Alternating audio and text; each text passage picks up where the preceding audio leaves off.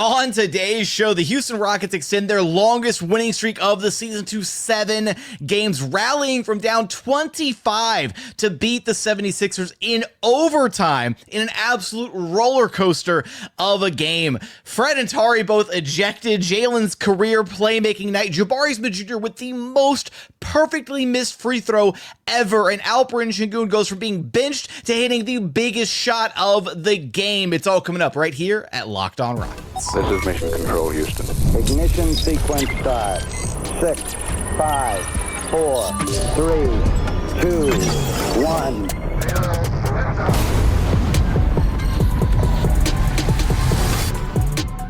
The Rockets go undefeated during the homestand, 6-0, and they keep the winning streak alive. 7 straight games in a wild, crazy, roller coastery kind of win against the Philadelphia 76ers. What's up, and welcome to another edition of Locked On Rockets, your daily podcast home for everything Houston Rockets basketball. As always, I'm your host, Jackson Gatlin, native Houstonian and credentialed media member. I'm also the host of Locked On NBA Thursdays. Be sure to follow along wherever you listen to your podcasts or on YouTube. Just search Locked On Rockets, where the best way you can help us grow our show is to listen every single day on a podcast platform of your choosing. Like, comment, subscribe on YouTube. Also, check out our Locked On Rockets newsletter. We sincerely appreciate all of that support. Now, today's episode is brought to you by PrizePicks. Download the app today and use code LOCKEDONNBA to get $50 instantly when you play your first $5 lineup. PrizePicks, run your game. And as always, thanks so much for making Locked On Rockets part of your day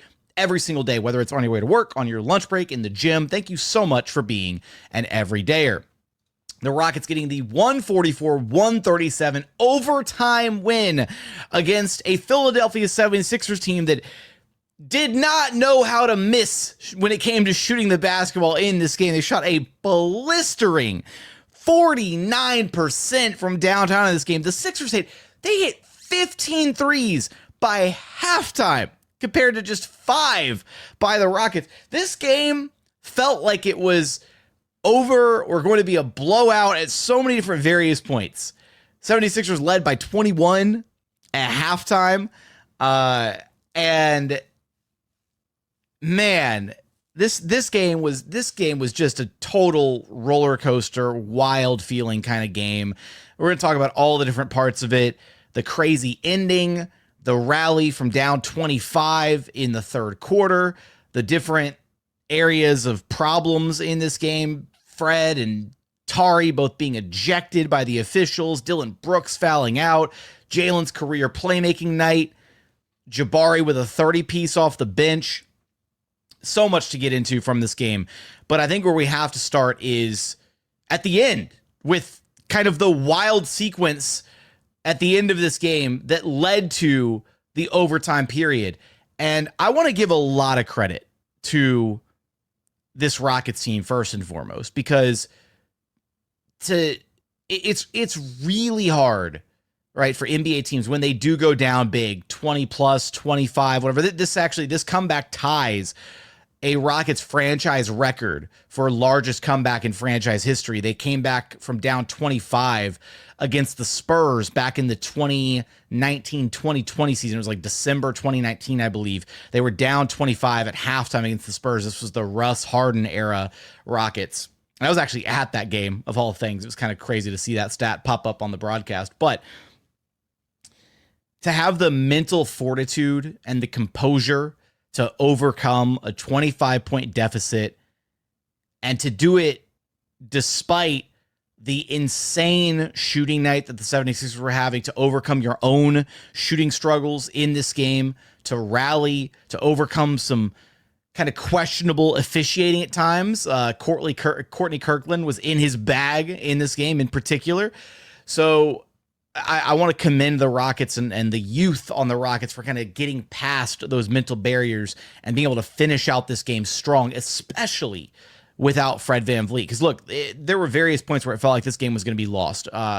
When Tari Eason got ejected after a pair of back-to-back fouls, kind of gift wrapping Quentin Grimes like 5 points in a row, which ballooned the lead to 125-115. That kind of felt like, all right, here it is. This is the end. They don't have enough runway. 76ers are going to run away with it. And then Fred VanVleet, when his flagrant one, which shouldn't have even been a flagrant one, gets upgraded to a flagrant 2, and then he gets kicked out of the game, and the Rockets are down 4 instead of Fred VanVleet being at the free throw line, taking 3 free throws on the 3-point shot where he absolutely got fouled by O'Shea Brissett.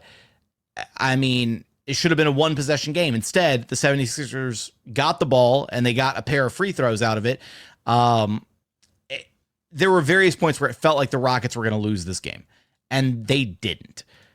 But even outside of all that, look, the Rockets were down. To walk through the ending sequence of this game, the Rockets were down 129-121 after Quentin Grimes hit a huge 3-pointer that kind of felt like a dagger at that point after the whole sequence involving Fred and Brissett. So 64 seconds left in the game. Rockets are down 129-121. Jalen Green gets a huge block on Justin Edwards, a good defensive stop. There's a coach's challenge and everything. Rockets wind up getting the ball, and Jabari Smith Jr. gets a really good look at a 3, misses it. They get an offensive rebound. Jabari Smith Jr. hits a huge 3-pointer to cut it to a 1-possession game. Jared Butler gets a couple free throws. Jalen Green gets a very quick layup on the other end. Still a 1-possession game, 131-128. And it's under 10 seconds to play. Rockets wind up forcing the turnover that they needed. And Jalen Green gets a huge steal. So a couple very key defensive plays for Jalen Green late in this game to cap off what was a fantastic night for Jalen Green. More on him later. Rockets call timeout, and they draw up a play. They need a 3. And the play they draw, they get the pistol formation. Jalen Green's in the backcourt. They lob it into Jabari Smith Jr., and he's got his back to the basket. 76ers immediately foul him. This is the problem in today's NBA is when you're up 3, a lot of coaches like to foul up 3. Jabari gets to the free throw line, hits the first one. Fantastic. But now the Rockets need a miracle. They sub in Steven Adams and Alperen Sengun. Sengun has been benched since the midway point of the third quarter, because Ime Udoka opted to go small in order to fight his way back into this game. He went small to combat the 76ers' small lineup. And we'll talk about that decision and whether it was the right one, the wrong one, how things could have been handled differently there. But he checks Sengun back in, literally his first seconds of fourth quarter action. And then Jabari Smith Jr., just chef's kiss, perfectly, beautifully, excellently misses the second free throw with like the softest touch ever. It bounces up, and Steven Adams does a great job clearing out 2 guys on the free throw line box out.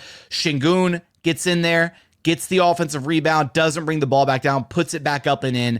The biggest play of the night from Jabari Smith Jr. missing that free throw, and the biggest shot of the night made by Alperen Sengun, despite having been benched up to that point. And the Rockets were able to tie this thing up at 131 all. And then from that point on, Ime Udoka kept Alperen Sengun in the game to start overtime. And Sengun started overtime in a big way. He had an and one at the very beginning of the overtime period. Then he had an assist out to Jalen Green for 3. And he wrapped up OT with a pair of free throws a little bit later on in the period. Just a really dominant showing from Alperen Sengun. And again, I want to give Sengun a ton of credit here for staying mentally locked in. It'd be really easy to get benched. And Ime Udoka talked about this post game, that Sengun wasn't happy about sitting on the bench. Nobody's ever happy when they get benched. But for him to still be mentally locked in and ready to contribute when his number was called upon at the end of regulation, and then to be there and to be himself and to take over that overtime period was impressive. And again, it's just a testament to this whole Rockets team, a testament to him, to the mental fortitude of this whole team to be able to rally from down 25, but not just rally and get back into it, but then to withstand another handful of haymakers from the 76ers in this game. This game constantly felt like, okay, 76ers, they had a hot shooting first quarter. Cool. They'll cool down, right? Oh, hot shooting entire first half. Cool. They'll cool down.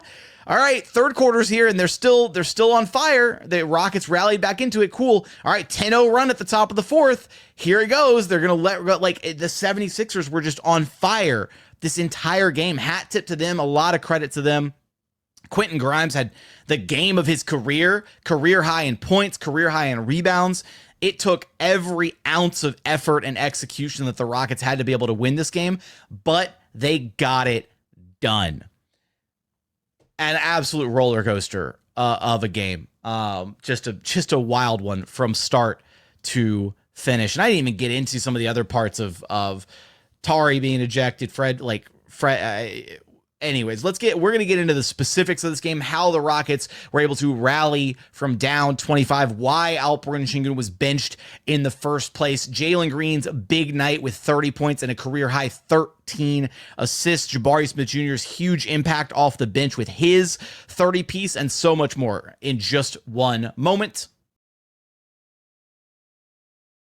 First, today's episode is brought to you by Hungry Root. Look, when it comes to grocery shopping and meal planning, I've had this ongoing problem, right? Sometimes you just don't have the time between work and life and then trying to eat healthier. I was constantly feeling stressed out. I'd go to the grocery store, buy things I didn't need, and then end up with no time to actually cook, and then you wind up throwing out the groceries. And when it comes to sticking to your health goals, just forget about that. That was a struggle too. But everything changed when I discovered Hungry Root. Honestly, it's been a game changer. It's the easiest way to eat healthy without the stress. With Hungry Root, it's like having a personal shopper and a nutritionist rolled into one. They take care of my grocery shopping, recommending meals and groceries based on my tastes and different health goals, from anti-inflammatory to high protein and even different gluten-free options. The best part, every meal is ready in 15 minutes or less. I'm talking quick, healthy meals that actually taste great, all delivered straight to my doorstep. It's been a huge time saver and has made healthy eating so much simpler. You're going to love Hungry Root just as much as I do. For a limited time, get 40% off of your first box and a free item in every box for life. Just go to hungryroot.com/LockedOnNBA and use code LockedOnNBA. That's hungryroot.com/LockedOnNBA,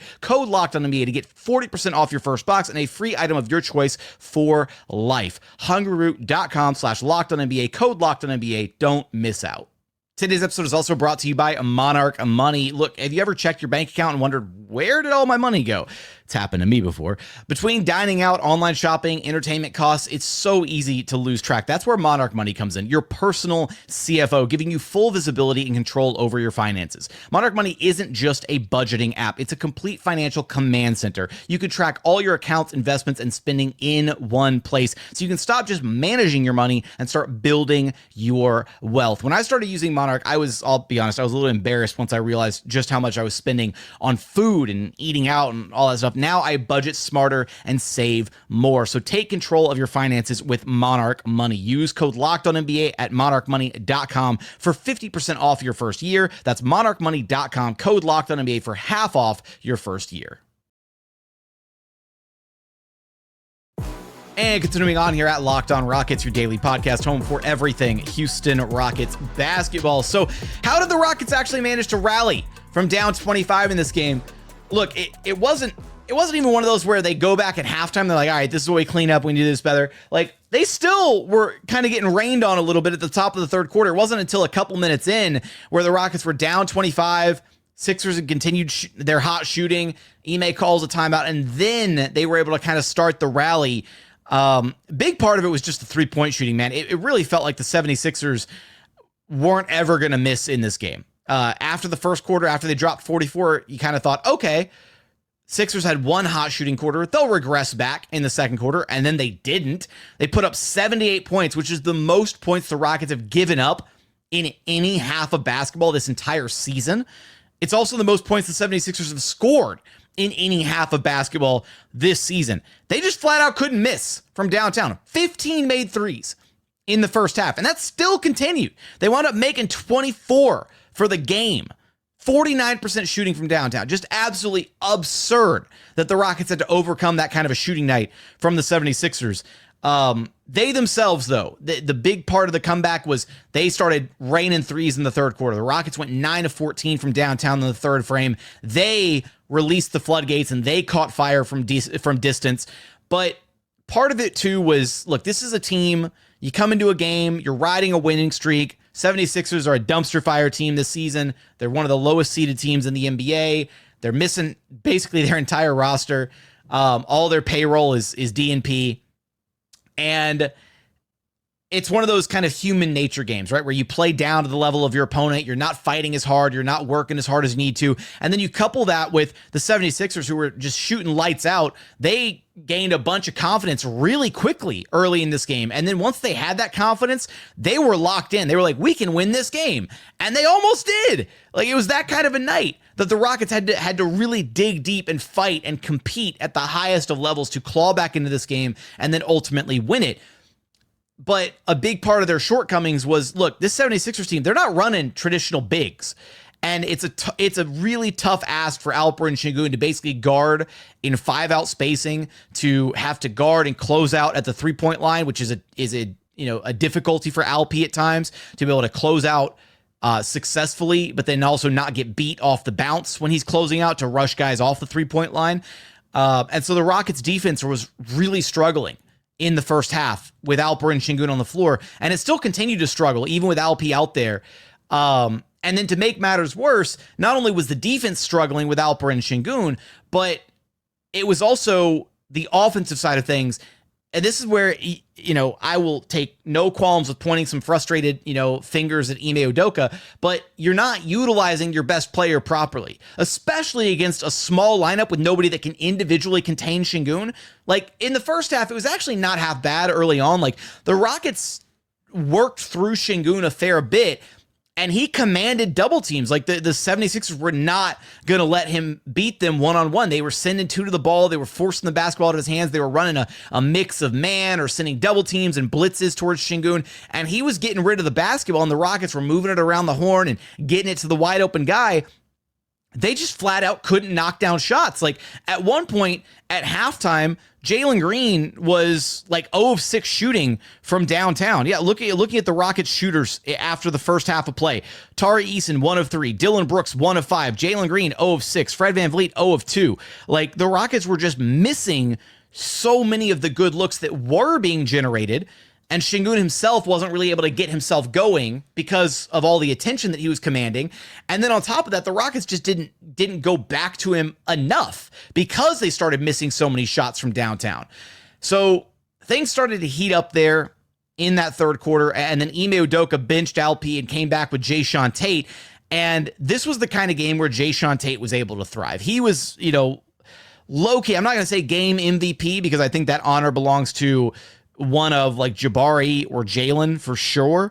But this was the kind of game where Jae'Sean Tate is able to thrive based on the energy required, the hustle, all of the things that Jae'Sean Tate brings to the table. You needed that competitive edge that he provides. And I mean, he brought it. The Rockets were a plus 30 in his 22 minutes of run. They flat out won every second, every minute, every moment that he was out there on the floor, because having him out there allowed the lineup versatility to switch things 1 through 5. They played small with Jabari out there. He helped rebound. He helped handle the rock a little bit. He was defending at a high level, and he was the last wing standing, man, after Tari gets ejected and then Dillon Brooks fouls out and there's no Thompson in the lineup. It was a mess. So a lot of credit to Jae'Sean Tate for staying, being part of that stay ready crew and be able to step in and help out in a big way. But, the Rockets, they were able to carve up the 76ers. And a big part of that was Jalen Green's response in the second half of this game after really struggling in the first half of this one. A lot of credit to Jalen Green for his response in the second half of this game, and also for Jabari Smith Jr., who also had a big second half. Tari Eason kind of held it down in the first half. He was the Rockets' leading scorer with 18 on 7 of 12 in the first half of this game. Hell, Tari Eason scored the first, 9 or 11 points for the Rockets in this game because nobody else felt like they wanted to. It's like everybody else got off the bus late in this game. But Tari and Dillon kind of held it down in the first half, and then Jalen and Jabari really picked it up in the second half. At halftime, Jalen Green only had 5 points on 2 of 11 shooting with 3 rebounds and 4 assists, which means he had a monster second half. In the second half of action, Jalen had 22 points on 7 of 12 shooting, 4 of 9 from long distance, a perfect 4 of 4 at the free throw line to go with 4 rebounds, 9 assists, and a steal and a block. That steal and that block happening within the final 60 seconds of that game. The key defensive plays down the stretch that I talked about in segment 1. And so a lot of credit goes to Jalen for him responding well in the second half of this game. And then also, again, Jabari Smith Jr. was huge in the second half. 3 of 4 shooting, hit a 3-pointer, was a plus 22 in his minutes. Or I apologize, I'm reading the wrong numbers. There we go. 7 of 10. I knew that wasn't right. I was like 3 of 4. That can't be right. 7 of 10 shooting, 4 of 5 from downtown, 19 second half points for Jabari Smith Jr. And those two guys, again, in that third quarter, it was Dillon, it was Jalen, it was Jabari. And then to get it over the finish line, I want to just, after the Rockets lost Fred, that kind of felt like the nail in the coffin. Fred gets ejected. Rockets are still down. 76ers ball. They get a couple free throws. That could have been the moment where this team wilted. And even before they lost Fred, Jalen did a absolutely incredible job. He had that one crunch time turnover late that kind of felt like a back-breaking turnover at the time. But Jalen did a really fantastic job of taking care of the basketball, of initiating high-level offense, of getting guys in the spots where they needed to be, driving and kicking, finding the open man. This was quite literally the best playmaking game of what felt like Jalen Green's entire career, finishing with a career-high 13 assists and still finding a way to get it done offensively after a really horrendous shooting first half, being able to steady himself and get back into it offensively and knocking down big shot after big shot late in this game. A ton of credit to Jalen Green for not hanging his head after a rough first half of play, not continuing to struggle. That is a testament to Jalen Green's growth, that he can have that kind of performance in the first half of this game and then be able to respond in such a big way to help close this thing out in the second half. Just really impressive from him. And then really quickly on Jabari Smith Jr., loved what we saw out of him playing at the 5 spot, but even more than just him knocking down the threes, which, hey, he knocked down a bunch of big time shots in this game, was them utilizing Jabari on the roll. Because again, the 76ers were playing a small lineup. And so Jabari's not usually a guy who rolls after he sets a screen. Usually Jabari screens and then flares out to the 3-point line to space the floor. But Jabari was catching the ball on the roll and driving it in and had some finishes around the painted area. And, he was playing big out there against a small 76ers lineup. Maybe it was, some lingering effects from playing in the jumbo lineups where he's got this newfound confidence and assuredness in his ability to put the ball on the deck and finish through some contact around the rim and that kind of stuff. But it was just really nice to see Jabari utilized in a few different ways in this game, kind of, catching on the short roll or catching, on a full roll, head of steam down towards the basket, that kind of thing. It wasn't as nearly as, I guess, one-dimensional as Jabari can sometimes be offensively, especially at the 5, which, hey, 5-out spacing is important, and being able to set a screen and space out a 3-point line is huge. But seeing him do a variety of things in that stretch where he was playing as a small ball 5 was really, really impressive in this one.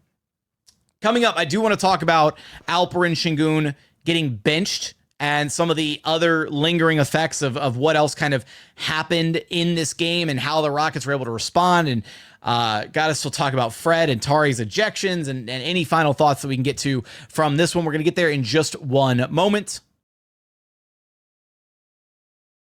First, today's episode is brought to you by PrizePicks. The NBA playoff race is heating up, and there's no better way to get in on the action than with PrizePicks, the best place for daily fantasy sports. With PrizePicks, you just pick more or less on at least 2 player projections for a shot to win up to 1,000 times your cash. It's so easy to use, available in over 30 states, and lets you mix and match projections across different sports. This week, I'm choosing Jalen Green to score more than 25 points and Alperen Sengun to record more than 8 rebounds. It's so quick. It's so easy. PrizePicks makes it simple. You can set your lineup in less than 60 seconds and stay engaged all game long. When you win, your money hits your account in as little as 15 minutes. There's no waiting around. Plus, every Tuesday, PrizePicks discounts select player projections up to 25%, giving you even more value to your lineup. Download the app today and use code LOCKEDONNBA to get $50 instantly after you play your first $5 lineup. That's code LOCKEDONNBA for $50 instantly after you play your first $5 lineup. PrizePicks, run your game.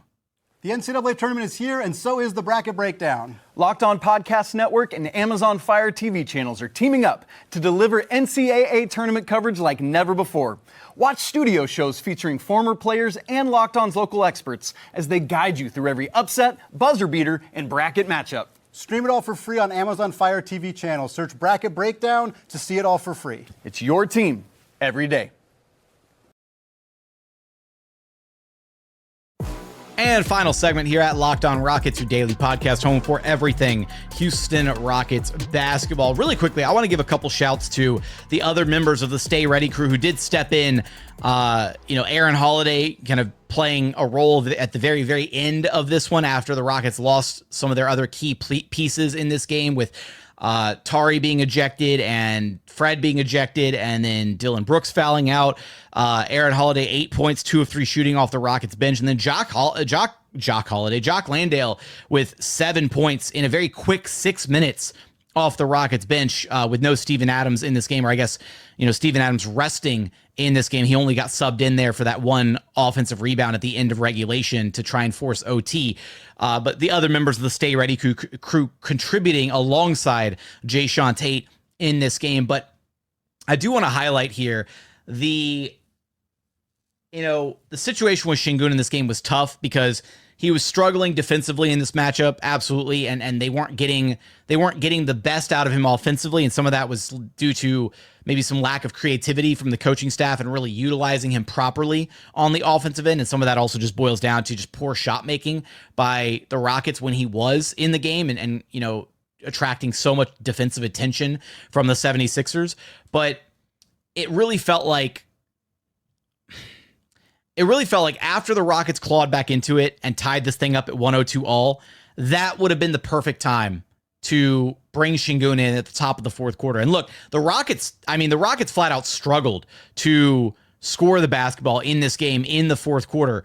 They only managed to put up, 13 points for the first, Lord, I don't know. I mean, it took them about half the quarter just to score 13 points. And they were stuck on that for a minute. Like their offense was not producing at the same level that it was in the third quarter with all the drive and kick and the outside shooting. And again, some of that had dried up a little bit. So they needed some offensive production and they were able to find it. They were able to get just enough to squeak by in that frame. But there is something of sometimes Ime gets a little stubborn, I think, when he's decided, okay, this player just doesn't have it tonight, or this guy's out, or what have you. And we've seen that at various times, throughout his tenure in Houston. And sometimes it's LP, sometimes it's Jalen, sometimes it's Jabari, whoever. But once he kind of makes up his mind that a player is going to be benched, he sticks with that call for better or for worse. And I was really happy to see Ime not only bring Alpi back in the game for the offensive rebound and put back at the end of regulation to tie it up, but then to also keep Alpi in the game in overtime and then go back to him repeatedly. That was what I thought you could have achieved maybe at the top of the fourth quarter, the way that Alpi started dominating the overtime period. That's what it felt like needed to happen at the top of the fourth quarter, because by then, 76ers are tired. They've played 3 quarters of basketball. They're not going to have the same defensive zip and energy that they did earlier in the game that was kind of neutralizing Sengun and forcing him into those kick out passes. But that's revisionist history and shoulda, coulda, woulda, but didn't. Just kind of felt like that was a direction that could have gone, that the Rockets could have ultimately gone, and maybe a misstep by the coaching staff in a game that they ultimately did still wind up winning. So I'll give them credit there. But this was such a wild one. Tari with 4 of his 6 fouls happening there in the fourth quarter was kind of ridiculous. And, I I don't disagree with any of the fouls. Like, Tari was getting handsy and was trying to find any semblance of a way to slow down Quentin Grimes. And, when you're grabbing and pulling at jerseys and trying to slow a guy down, you can't make it look too obvious. And unfortunately, Tari did. And that's what led to some of those easy free throws for Grimes. And unfortunately, Tari kind of lost his cool there at the end after fouling out and gift wrapped the 76ers a free point. And that just can't happen, especially in a close game. You can't lose your cool like that.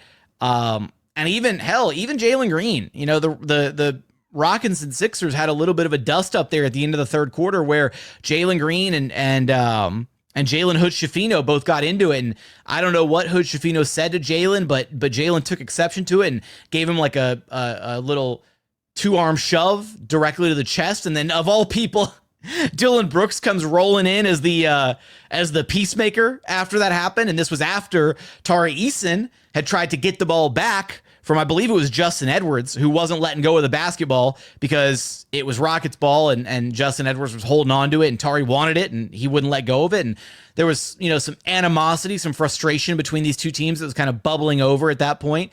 So this game was heated. It was hard fought. You have a bunch of guys on the 76ers who are trying to, prove themselves, trying to earn their next NBA contract, guys who are trying to showcase and make the most of their time. With the 76ers entire roster battling injuries, they're trying to prove that they belong on this team next season when they're actually playing high-level basketball or trying to, or that they belong on another roster somewhere on the other 29 teams in the association. The Fred VanVleet flagrant was just absolutely horrendous, man. I'll take a second to rail on the officials for this one.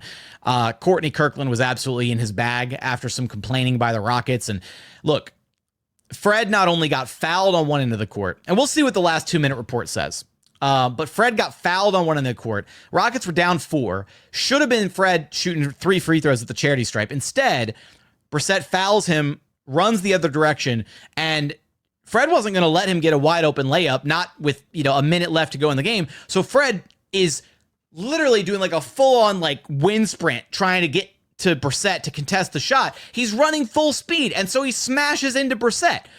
And Fred is not a small guy. Fred is stocky and he's strong and he's built. That 6-foot frame has a lot of muscle on it. And he smacks into Brissett. It's a pretty big collision. But there was no wind-up. There was no ill intent. There was no head contact, nothing. At the worst, that foul should have been a flagrant one. At the absolute worst. But if anything, that was just a hard playoff level foul. And because if Fred, all of 6 feet tall, towering, Fred is, how else is he going to stop Oshae Brissett from scoring that ball and from getting an easy layup or possibly an and one opportunity if he doesn't just open field tackle him basically to stop him from scoring the ball? That was just a disgraceful call. It was ridiculous. Fred should not have been ejected for that. And I understand Fred's frustration the moment they said that they upgraded it from a flagrant 1 to a flagrant 2. So that was just doubling down on what was already a mistake. It should have been downgraded from a flagrant 1 to a common foul, if anything. Just a complete miscarriage of justice by the NBA officiating crew. And again, that kind of felt like there were so many moments where it felt like the Rockets were going to spiral out and lose this game. The 10-0 run at the top of the fourth quarter, Tari Eason fouling out, and the Sixers being up 125-115 with a few minutes left to play. Fred VanVleet getting ejected on a flagrant 2 and gift wrapping the Sixers a couple free throws and an extra possession.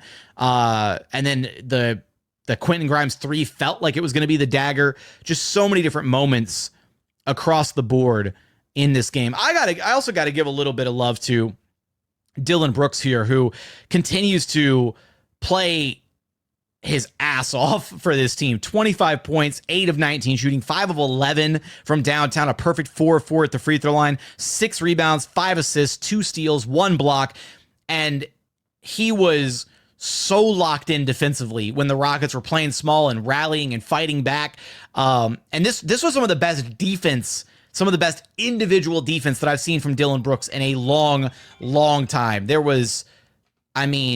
He was all over the place. He really was kind of the head of the snake, kind of setting the tone for the Rockets during that comeback, and doing it on both ends, right? Hitting big shots on offense, leading the charge defensively, just everything that you wanted out of Dillon Brooks, he gave you in this game. And despite the quiet night from a really, really quiet night from Fred, 3 points, 1 of 6, only 1 of 5 from downtown, he still managed to have 7 rebounds, 5 assists, couple steals, couple blocks, and just having Fred out there to help kind of slow things down and keep guys in check and all that. Again, Fred was the one who teed up that beautiful shot for Dillon Brooks to cut it to a 1-possession game at one point. And yeah, I mean, this was an all-around collective team win. They had to rally, and man, they got it done. And I'll say my final thing from this one is Quentin Grimes is a hooper, man. Quentin Grimes can play, and I don't know how the Rockets had this kid growing up right under their noses. Houston born and bred, played high school in the Woodlands, played for U of H for a couple years under head coach Kelvin Sampson, and the Rockets passed on this guy not once but twice in the 2021 draft. I really wanted Quentin Grimes, and I will never forgive the Rockets for passing up on this kid. And credit to him, he is going to get an absolute payday this offseason. And he's absolutely earned it. Some team is going to walk along and give him a lot. And he's showcasing that he's much more than just a 3-and-D guard, that there is a lot more to his game. And just another, feather in the cap of the Dallas Mavericks, who continue to have one of the most horrendous seasons in NBA history, trading a guy like Quentin Grimes. He's a fantastic player. The Knicks shouldn't have passed up on him. Pistons shouldn't have passed up on him. Every team that's passed up on Quentin Grimes is going to regret it. Hey, maybe a Houston homecoming down the line somewhere. But with that, I want your thoughts from this Rockets 76ers game. The winning streak stays alive, 7 games in a row, rallying down 25, winning in OT, all the different roller coaster moments from this game. Give me your thoughts in the YouTube comments. Remember, the best way to help us grow our show is to listen every single day on a podcast platform of your choosing. Like, comment, subscribe on YouTube. Also, check out the Locked On Rockets newsletter. But as always, thank you so much for watching. Thank you so much for listening. And we look forward to having you back right here at Locked On Rockets, your daily podcast home for everything Houston Rockets basketball.